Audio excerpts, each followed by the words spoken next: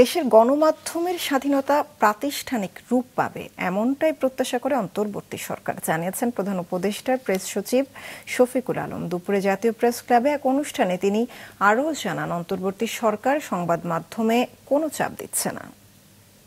অনেকে অনেক ধরনের কথা বলেন যে হ্যাঁ 266টা মার্ডার কেস হয়েছে, আরো অনেক কিছুর কথা বলেন, কিন্তু সত্যিকার অর্থে কোন পত্রিকাকে কি আমরা বলছি যে না আপনি সাংবাদিকতা করবেন না? আপনার ইডিওলজিক্যাল পজিশন আগের গভর্নমেন্টের ছিল, আগের গভর্নমেন্টের সেবাদাস ছিলেন। শুনেছেন কোথাও যে কাউকে গভর্নমেন্ট বলেছে যে চাকরিটা খেতে?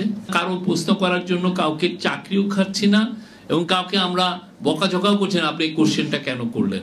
আমাদেরকে নিয়ে যত কঠিন জার্নালিজম আছে করেন, আমরা মাইন্ড করি না। আমরা চাই দেশে মিডিয়া ফ্রিডমটা ইনস্টিটিউশনালাইজ হোক।